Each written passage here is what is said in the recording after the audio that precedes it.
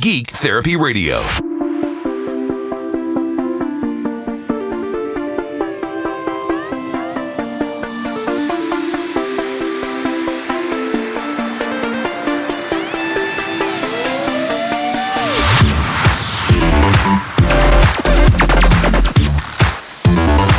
Welcome to the Geek Therapy Radio podcast. I am your mental curator, Johnny Hamburger. I decided to let the last podcast, which was the podcast of the broadcast, percolate for a few days because I thought it was an important show, and I would rather let as many people listen to it as possible. You know, give it a day or two to saturate before I immediately followed up with a podcast the following Monday. Typically what happens is if I do podcast too quickly all in a row, I've discovered that, let's say the podcast before that will get, maybe 80% of the listens that I know it could, versus giving it a little bit more separation between the old podcast and the new podcast. That means everybody listens to it. I see the drop off in the amount of people listening to it, so I know that most of you who care have listened to it.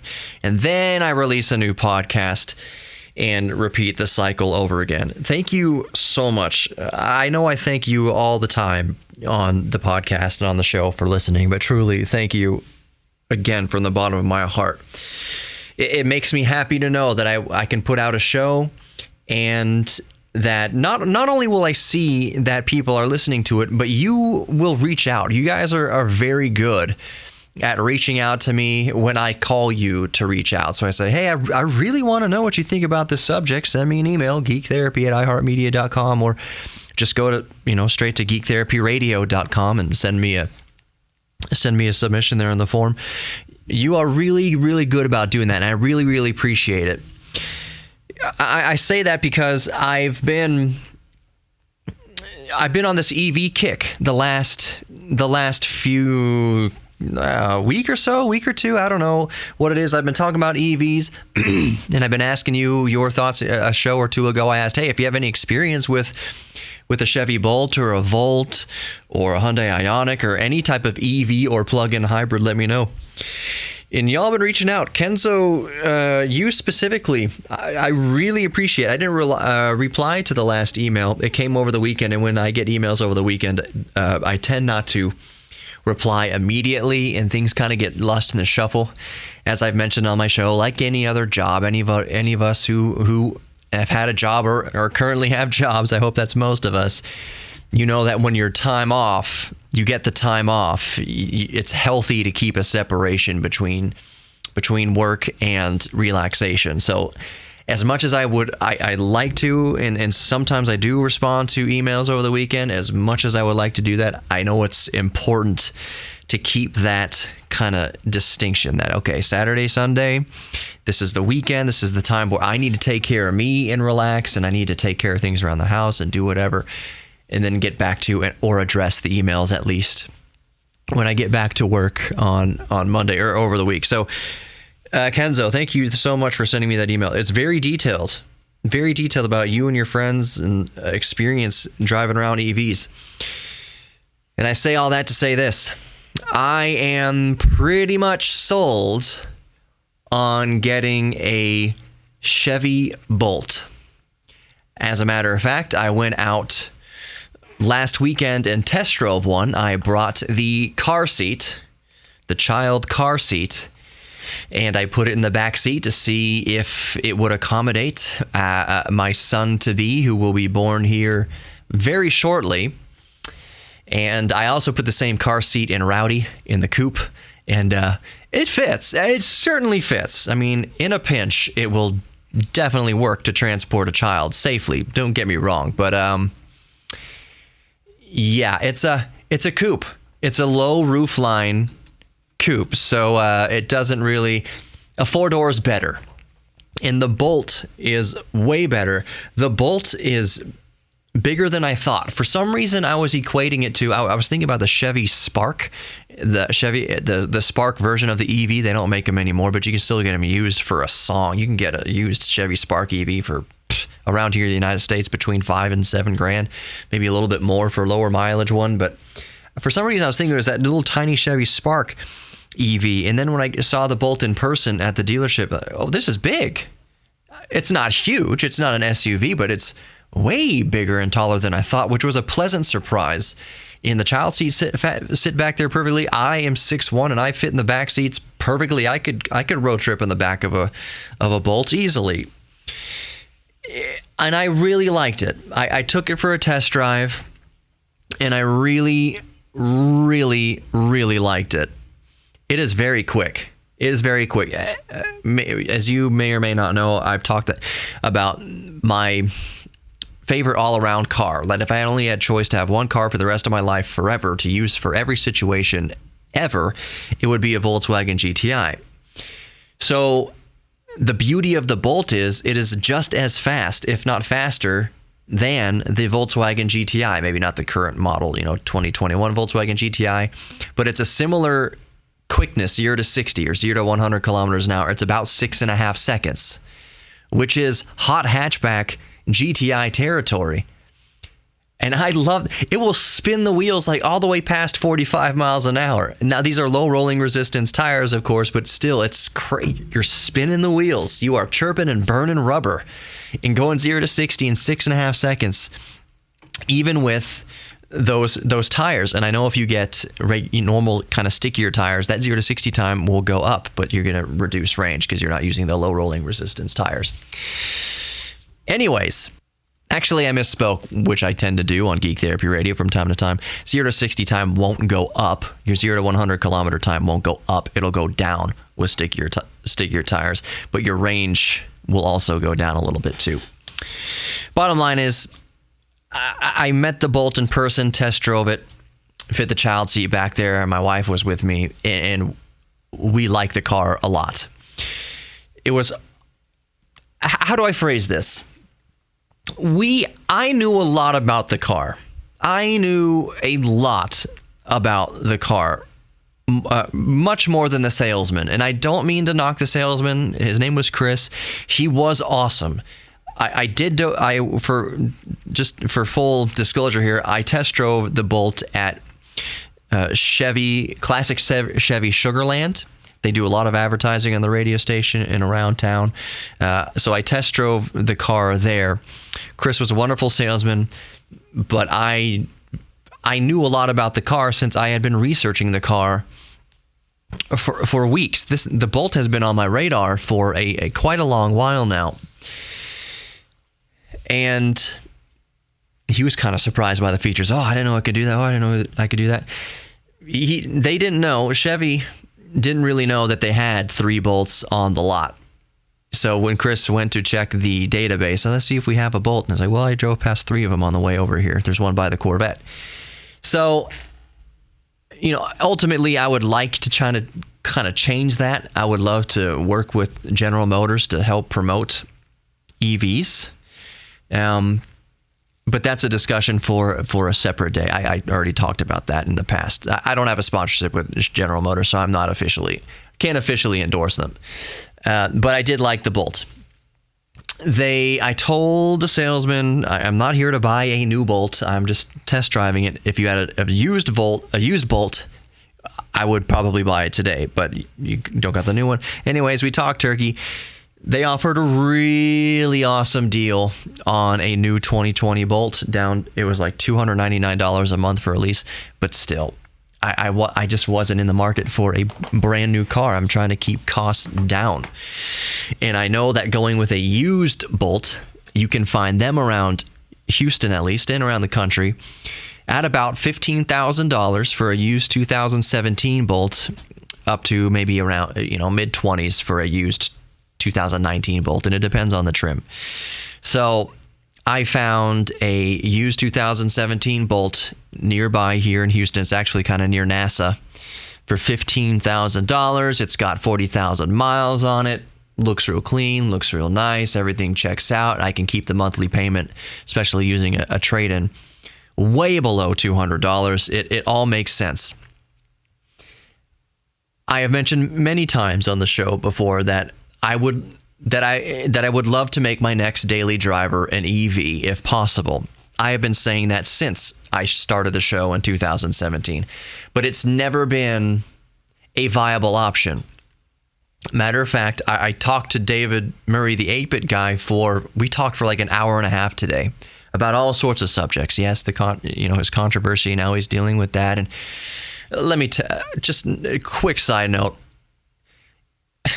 It really is kind of a crazy story what's happening. There is so much that's still being left unsaid that is just kind of, he's got the attitude of let's just let it be, which is good. He's been handling damage control really well. I think he's handled it perfectly.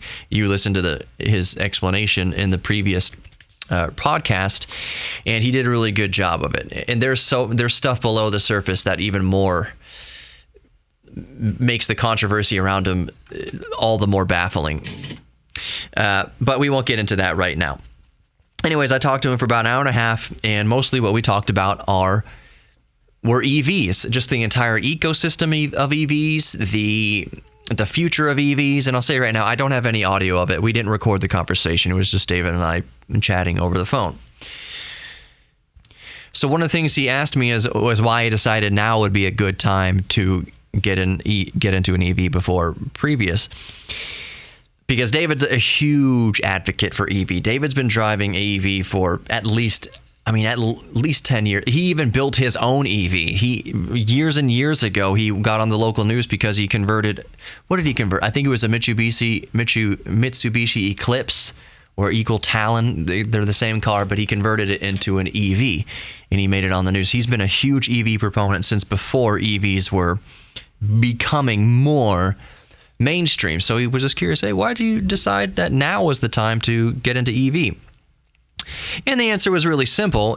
I just said because the numbers work now. Everybody thinks Teslas are cool, but not everyone can afford a Tesla. And I certainly couldn't go out there and afford a $100,000 Tesla, or even the Tesla Model 3, which after all is said and done still would cost over $30,000. It wasn't viable.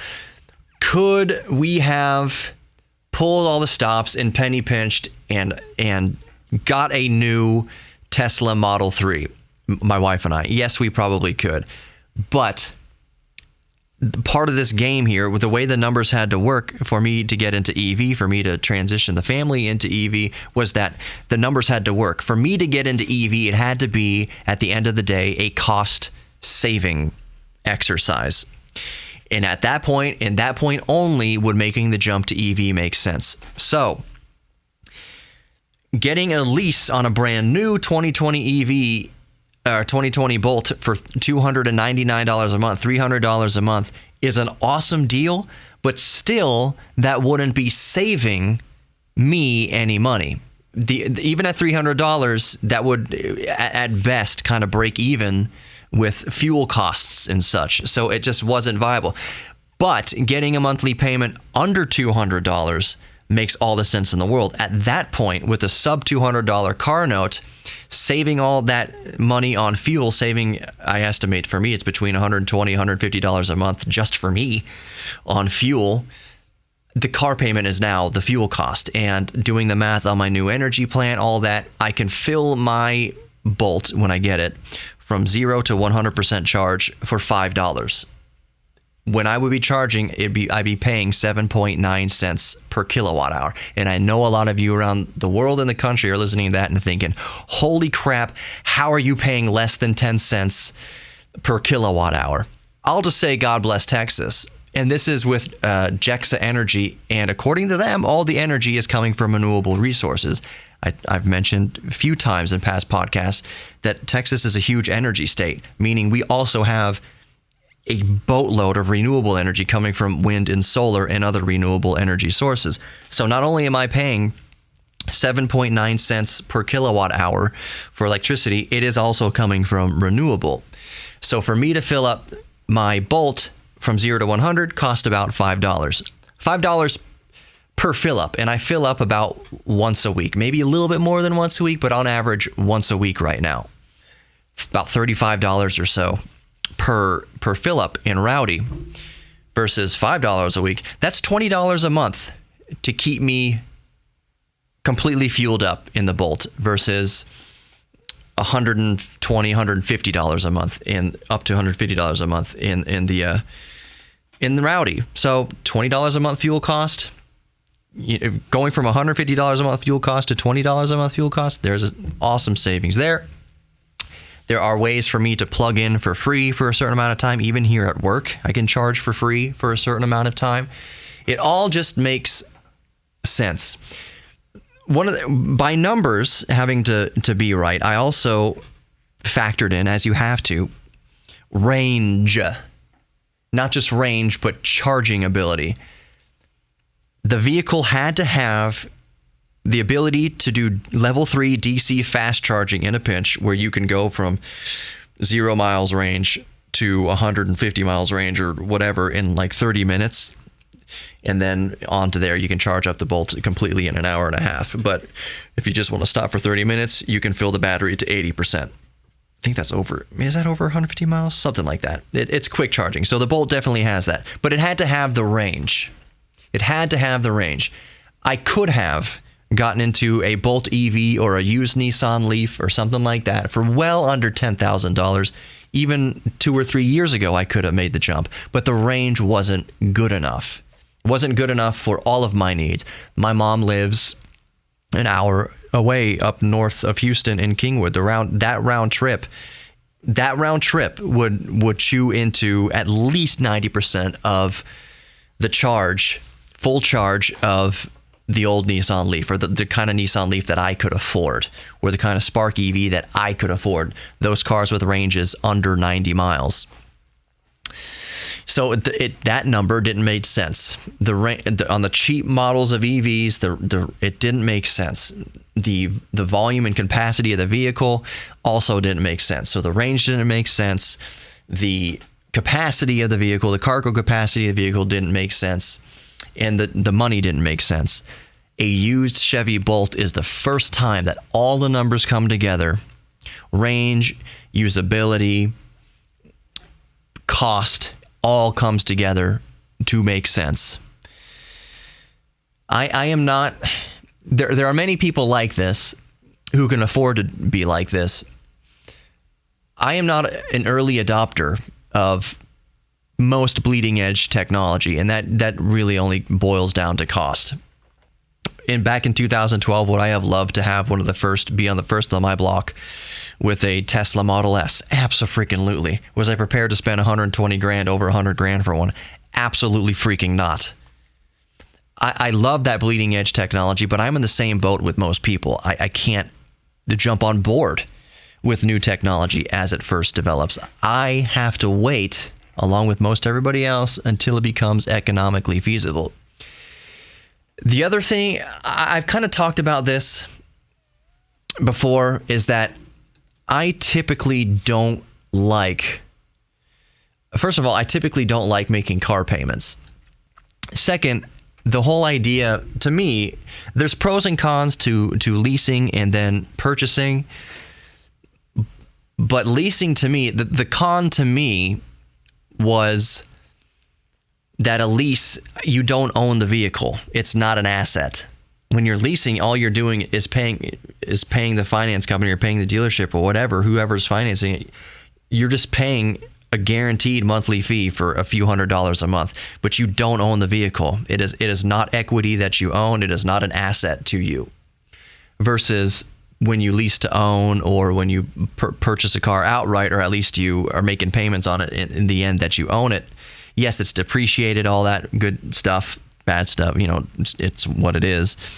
But you still own the car. It's still an asset to you. I own Rowdy, and I know that in a pinch I could go sell it in a couple days. Maybe not for a top dollar that I want for it, but I own it. I have the clear blue title. I can do whatever I want with the vehicle. So I typically didn't like the idea of leasing. I figured I would lease if I was in a much more lucrative financial position.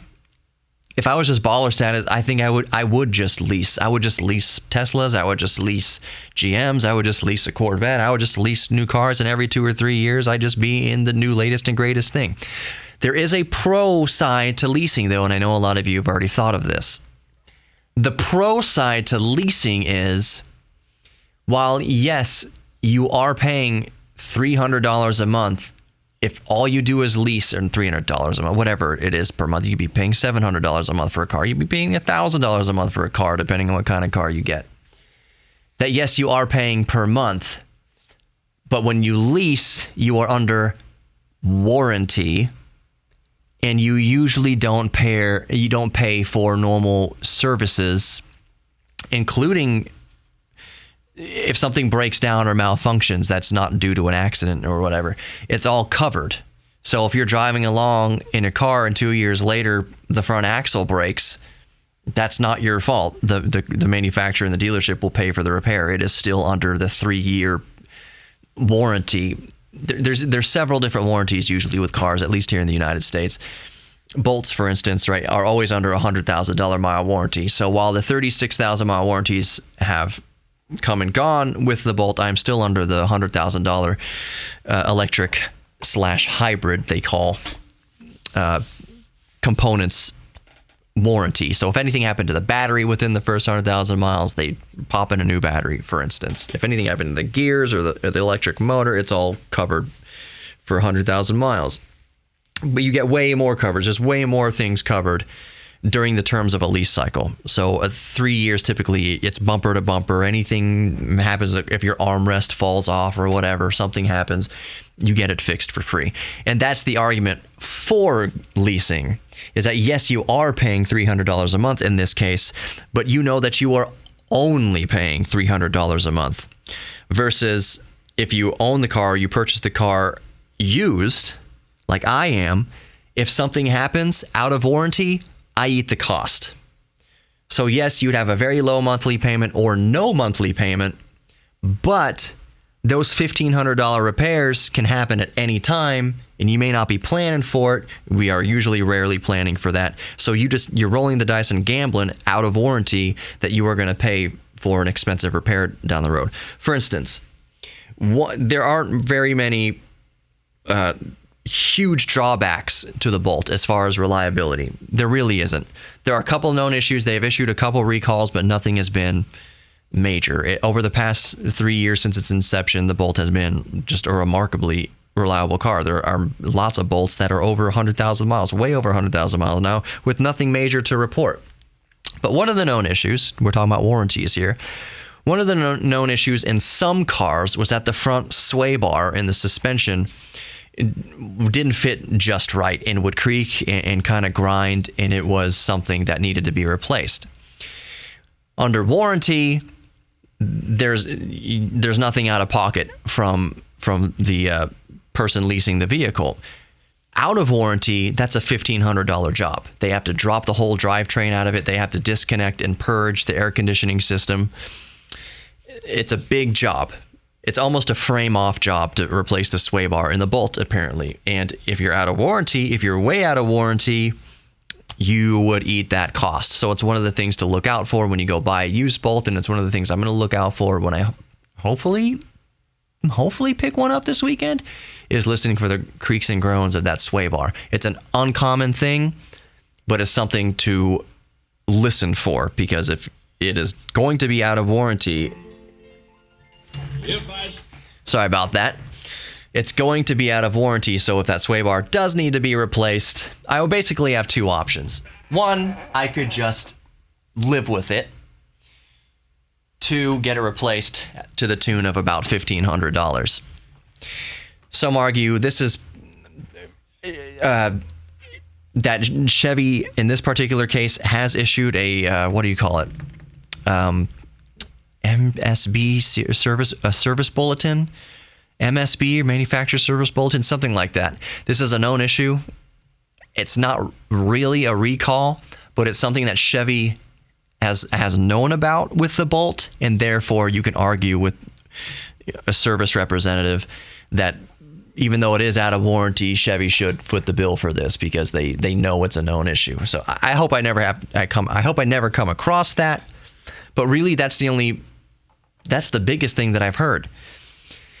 I was watching, as you can imagine, a lot of YouTube reviews of the Chevy Bolt. And one of them was mentioning that the passenger armrest, so where you close the door, where you grab kind of into this little handhold thing area and pull the door closed, he says that is kind of started to come a little bit loose. It was like 50,000 miles or something like that. It started to come a little bit loose. And he's like, yeah, this isn't a major thing, but we'll probably get that fixed eventually. And it just kind of dawned on me. First, I would never have noticed something like that. It wouldn't have bothered me. And even if I did notice something like that, it would not in a million years register in my personal brain space as something needing to be repaired. That's not something that's going to be ever covered under warranty. What he was saying is, yeah, we'll probably get that repaired at some point, meaning that he's going to take it to the dealership or the mechanic to pay a few $100s, couple $100s to repair whatever, the armrest, because it's a little teeny tiny bit wiggly. And to me, that just doesn't make sense. I don't know if this person ever repaired the armrest. Maybe he came to the conclusion a little after the video, recording the video, that it's really not a big deal. I'm not spending money on that. He was noting some little panel gaps and a little wiggle or flex here and there in the where the plastic of the dashboard meets another part of the car, and a little bit. He's like, yeah, it's a little minor thing, whatever. Might repair that. Those are things that I just wouldn't get on my radar. And it certainly wouldn't be something that I would ever replace or think that I would need to replace. Doug DeMuro a couple years ago, a year ago, whatever, did a Doug Score, did a review on the Chevy Bolt where he went over all its quirks and features, and he pointed out this thing. I won't call it an issue, but this thing, he goes, I noticed this in a lot of newer cars, especially newer cars with cheaper interiors, that if you roll the window up and down, if you engage the motor and the window slides down into the panels of the door and then up into its seat at the top of its range, but when it goes down into the door, you notice kind of the door panels kind of spread open as the glass goes down in between the door. And he was showing up by the dashboard where the panel kind of squeezes like a millimeter closer to the dash. There's like a little panel gap there that is obviously there to account for spreading of materials. For one thing, without even the glass going up and down into between the panels to spread them out, heat and cold will expand plastic things and metal things. So when we talk about panel gaps, there's still a little. Volkswagen and Audi are known for their almost non-existent panel gaps. They're so tight, but there's still a little bit there, a teeny tiny little bit there of a panel gap, just to account for expansion and compression due to temperature. But anyways, Doug is pointing the camera here at the door and saying, "Watch that as the glass goes down. It kind of spreads the two panels out." I would never notice that. It would never be a thing that I would notice. He wasn't necessarily saying that it's a mark against the Bolt, but just that it kind of seemed cheap. That even luxury manufacturers, they kind of do the same thing when the windows go down. Now I'm just like, man, you would have to. That's something that I would see, but it just wouldn't bother me. You know why? I tend to drive maybe you are like this. Obviously, I'm like this because I don't like leasing vehicles. I drive my cars to the ground. I do my absolute best to maintain the engine and the drivetrain and all that. But like, if the roof liner starts sagging down like it is in Rowdy, I'm not going to spend money to fix that. I don't really care about that. If the armrest is developing a little wear where my elbow always goes, I'm not paying for several $100s for a new armrest. I don't care about that. If kind of some interior trim is kind of coming off, I did replace the trim in Rowdy though. It came with carbon fiber, and the trim, just in the brutal Texas heat, because I don't ever garage it, the trim in the brutal Texas heat, it's 10 years old. The carbon fiber has pulled and contracted, so it just kind of started pulling itself off. So I did replace the interior trim. That to me was kind of a little bit of, it was too much of of an eyesore to ignore. I couldn't ignore that. So I did go on eBay and for a really good price found some brushed aluminum trim that I just replaced all the carbon fiber trim in Rowdy. I just snapped the aluminum trim in there and she's good to go. But I don't pay a whole lot of attention to the cosmetics of the car. There's some dents on the outside of the car, some little nicks and where shopping carts have hit it and other car doors have hit it. That kind of stuff doesn't really, it's a bummer, but I don't ever lose sleep over it. There's a dent on the back of the trunk, the boot of Rowdy. It's like a golf ball hit it. That's kind of what it looks like. It's an indentation. And at first I saw it, I was bummed about it for like 5 minutes. Oh, that sucks. I'm not going to the mechanic, to the body shop to fix that stuff. I'm just not. A scratch in the paint, I am not going to fix that scratch. My roommate, I understand when people do.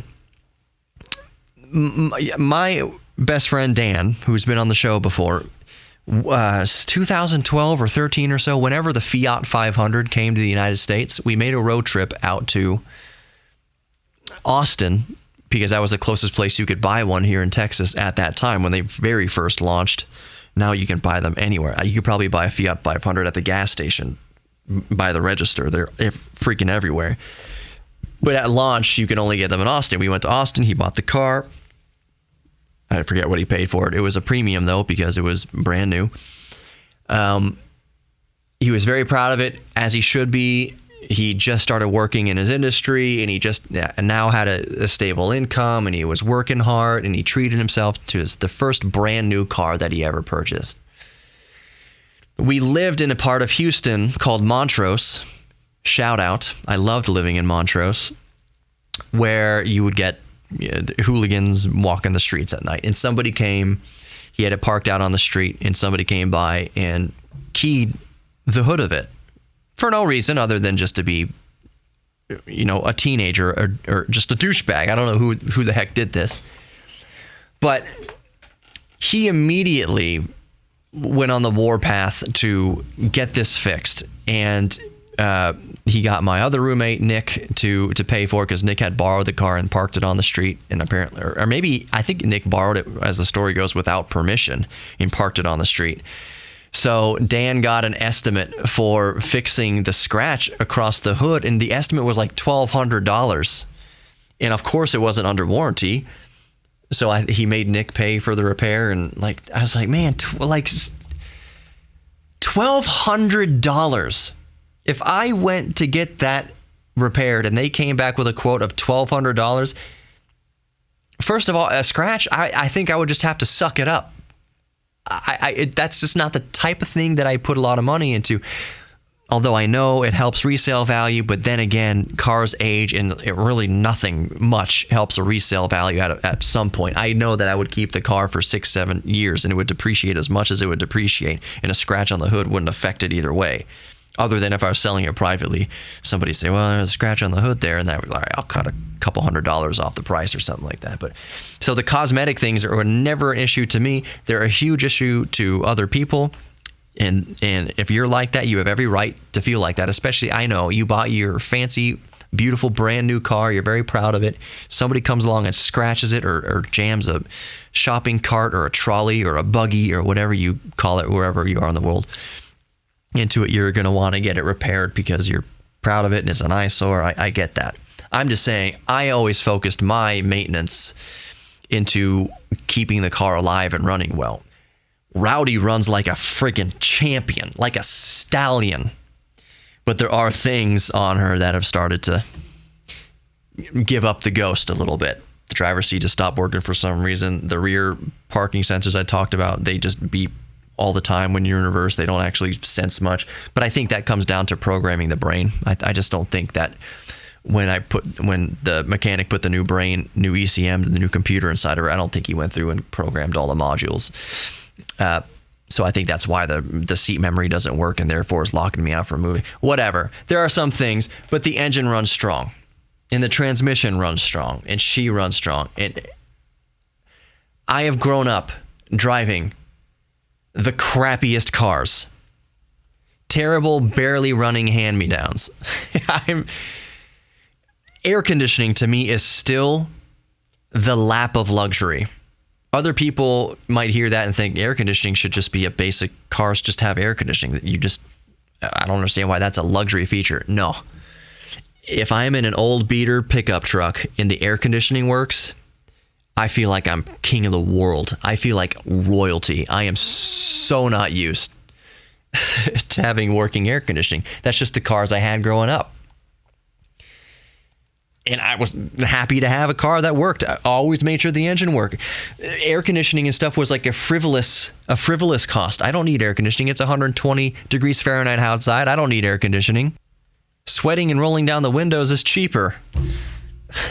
I wouldn't have the money. I'm waiting tail. I don't have money to fix the air conditioning. So I'm just not going to have air conditioning. In almost all of my cars growing up, never had air conditioning. The first car that I had that had working air conditioning was, I believe, my 1997 or 1998 Dodge Dakota pickup truck. It was the most basic vehicle that ever existed, but it had it was reliable. Nothing ever went wrong with it. I think I had to replace the water pump once in one of my Dakotas. Air conditioning just worked. It was a friggin' bulletproof thing. Cloth seats, manual windows. Kids back in the day, we used to crank our own windows down with a lever. It was crazy, I know. But the air conditioning worked beautifully, and the stereo worked. I think maybe the stereo was more important. If I had $500 to spend on a car as a teenager, and I could fix the air conditioning or put in a subwoofer, I probably would have put in a subwoofer. I would have upgraded the stereo. I'm definitely not alone on that.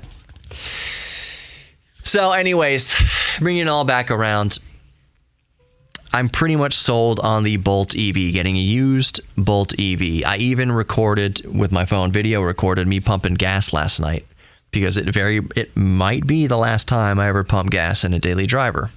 Could be. It's not going to be the last time I pump gas. I'm always going to have the DeLorean. My wife still has the Jetta right now. But it could be the very last time I pump gas into a daily driver. I plan on keeping the Bolt. The Bolt is probably going to last me until I can afford like a Cybertruck. I might have that Bolt for another 7 years. I had Rowdy for 7 years. I keep my cars for a long time. So in 7 years or so, 5 to 10 years, when I decide the Bolt is done, I'm ready to upgrade or get something else, maybe I'll be able to afford a Cybertruck by then. Who knows? But I'm going EV possibly this weekend, and I am stoked about it. A quick show note here. I keep getting memos from my bosses that any podcast over 30 minutes needs to have mid-roll, meaning I need to like inject a commercial into the middle of it, like a 30-second or a minute commercial into the middle of it. That's a corporate commercial. That's not me saying, hey, go to this car dealership and buy a car. No, they're going to inject something about CBD oil or God knows what, or orthopedics or something like that. I don't know what they're going to inject. I'm not doing it for this episode, but going forward, going forward, I'm either going to do two things. One, I'm just going to let you guys know there might be a mid-roll ad at some point in the future in these podcasts. Two is, what if I just make the podcasts under 30 minutes and avoid that requirement? I want to know what you think, though. If you maybe you just don't care. Maybe you're just so used to listening to advertisements all over the place that if I had an ad in the middle of my podcast, you wouldn't mind or even notice. You could skip past it all, of course. But would you rather me go to not ad free? I can't do that because they always put ads at the beginning and end of these podcasts. But would you be okay if I go under 30 minutes for podcasts to avoid doing that ad in the middle? Or do you not care if I do these 45-minute long, hour-long podcasts and just put an ad there in the middle? Would you mind? I don't get a dime for the ad. That's my beef with this whole idea, is that I don't get one freaking penny from putting any commercials. Whatever commercials they put in my podcast, I don't see a dime from. So that's a little side note. That's a little issue that I could take up with the corporate higher-ups at iHeartMedia. But I'm just happy to have a platform right now. Let me know what you think. Would you rather these podcasts go under 30 minutes and no mid-roll ad, or over 30 minutes as usual and just toss an ad in the middle? Let me know what you think. You can always get at me at geektherapyradio.com. Just fill out the form right there at the front. Super easy to contact me. Let me know what you think about that whole podcast and ads in the middle idea I had. You can also contact me, email geektherapy@iheartmedia.com. Be sure to follow me on the social media too. I post stuff on there, Instagram and Facebook, and it's really cool to engage in that way. So just type in Geek Therapy Radio into, Facebook, Instagram, Twitter, and of course, just look for the red, white, and black color scheme. And that's me. I also implore you, as I always thank you for listening, in that same breath, share Geek Therapy Radio. If you know of friends or family that might dig it, feel free to share it. Word of mouth is great. I mean, that's the best kind of advertising.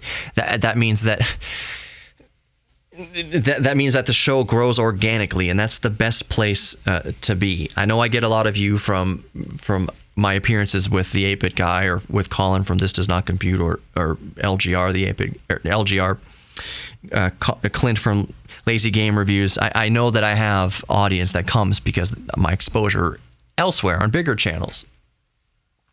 But now that you're here, I would love to continue to grow. I'm not sure how deep I want to get into this at the end of the podcast. Maybe I'll save it for another thing. But I've been doing this for 3 years, and let's just say it's been. I want this to be a case of the tortoise winning the race. Basically, I'm okay if the growth is slow as long as it's continuous. I have an audience that I never thought I would ever have. I don't have thousands of listeners every day. It's nothing like that. I do have hundreds of listeners per day, which is awesome. I mean, really, that warms my heart. It's hundreds of listeners a day. It's probably 1,000, over 2,000, something. I don't know. We were talking about the metrics, and I can only go by what Spreaker is. I don't know. I have no idea how many people are listening on iHeart, or on I don't know how many people are listening on iHeartMedia, and I don't know how many people are listening on iTunes or Apple Podcasts. But according to Spreaker, just Spreaker, it's hundreds of people just on Spreaker per podcast. So I really appreciate that. I would love to be a bigger contender. This is a saturated market. There's so much to choose from on your podcast radio dial. I know that, which is why I adore that I've been able to get the audience that I have been able to get to, and I know exactly why I've been able to pull that audience. You're not listening to me for all this sort of flashiness and extremism.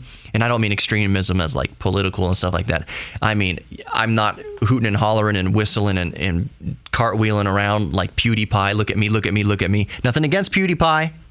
Nothing against that kind of content. But you know by now, if you've been listening long enough, that you're listening to me for something different. There's not a whole lot of zaniness and sound effects, and I am not trying to stand out in the crowd by being the loudest and the flashiest. I'm trying to get a solid, stable, gradually growing and ladying out audience by just being consistent and having consistent conversations and just giving my opinion on things and talking with you and bringing you into the show. As you know, when you email me, reach out to me, I mention you, and I mention thoughts that you bring up, and I interject that into the conversation. That's what Geek Therapy Radio is. It's just this community of celebrating our own, of all our own individual geek things. Kind of, it's like a dough that we need, and we're baking an awesome bread here. So thank you for tuning into me for those reasons. No, I could go out there and I could turn every dime I make from the show or from anywhere to advertising, to growing the show like that, to paying for producers and paying for big splashy loud things to kind of compete. I think of it like Las Vegas or Times Square, where just this neon lights, everything's shiny. Look, listen to my show, listen to my show, listen to my show, watch my show, watch my show. Da, da, da. And here I am just building a slow, steady audience by not doing any of that, really. I mean, I'll be silly, and I am silly from time. You know that. You guys know that by now. But I'm not the loud, flashy one, and I'm not a celebrity who gets into podcasting. It has a built-in audience. For instance, I saw who was it? Jonathan Morrison, who we're still working on getting on the show. I'm not putting that much effort into it. Love Jonathan, great guy. He put out a tweet the other day, like, think about starting a new YouTube channel, or I just opened a new YouTube channel. Let's see if I can get 1,000 subscribers by the end of the day, ? And he got like 1,200 in the first few hours or whatever. There was a huge outpouring.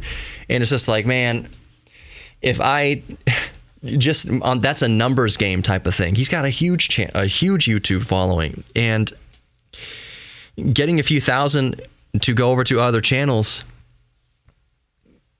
that may not seem that big to a lot of people who like, if you have a channel of 1 million subs and then you start a new channel and the first day you have like 2,000 subscribers in a new channel, like I can't tell you how long it took me to build my YouTube channel to 2,000 subscribers. It took years to build it to 2,000 subscribers. It's taken me years to build this podcast up to having a few hundred listeners every podcast. But I appreciate why you're listening.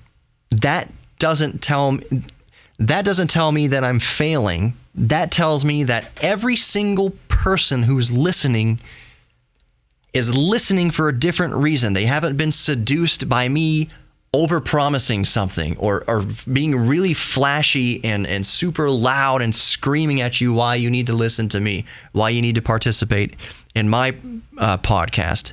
It's just been slow and steady and relatable, and we're getting to know each other, and maybe you tell your friends or your family about this podcast or about this guy. That's what I appreciate. So please, if you know people who would like to listen to this, who might dig it, absolutely let them know. And I know that you don't have to. It's all love on my side. Like, for you listening, it is all love on my side for what you do to help me grow the show. There's so much out there, and I don't deserve a speck of your help. I'm just another podcast in the wilderness. So the fact that it grows at all is because of you, and I love you for it. Keep spreading the word if you'd like. I'll promote the merch store. There's stickers. I think that's a really good way. There's stickers. I think I make 10 cents or something, if that, per sticker. I think they cost $3 or $4 or $5, depending on what size you get. I don't make hardly any money off that at all. But if you want to grab a sticker and throw it on your laptop, sweet. What else? There's one other, the Patreon. Oh yeah, let me talk about the Patreon just for a second on the way out here. So I donate, I forget, it's $20 or $25 a month to Mental Health America, which is a great mental health resource. I donate $20 or $25 a month to it, and on my Patreon, I say that 5% of whatever I make on Patreon goes to, immediately pre-tax, goes to Mental Health America. 5%. Well, as it stands right now, I am paying out of pocket to Mental Health America. 25% a month is over 100% of what I make on Patreon currently. So if you want to help on Patreon, that's great. I'm donating to Mental Health America either way. It's just kind of, Patreon's there to grow if it grows. If you want to see me see some stuff that I post early or post exclusively Patreon, there's some like behind the scenes kind of stuff I do. I think it's just kind of fun for people to see or have access to. And of course, I do shout outs to new patrons and whatnot. So thank you for that. It's there if you want to donate to the Patreon. But I know that you don't have to. Regardless of whether you do or don't, I'm still donating to Mental Health America. But it's there. So, all right. I've spent a lot of time rambling right now.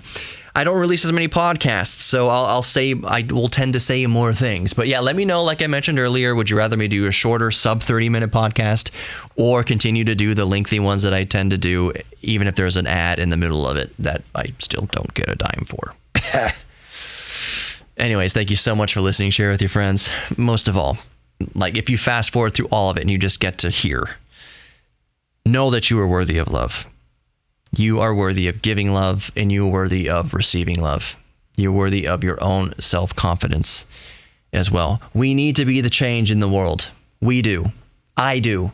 You do. We do. We've tried everything but love. We try every vehicle to get what we want as human beings. But now more than ever, we need love. Now more than ever. What do we have to lose by trying love? Showing love to our neighbor. Even if we disagree with them politically, just showing them love. Let's try that. I love you all. Thank you so much for listening, and I will talk to you soon. Oh, this bump music. I almost totally forgot. This bump music on the way out.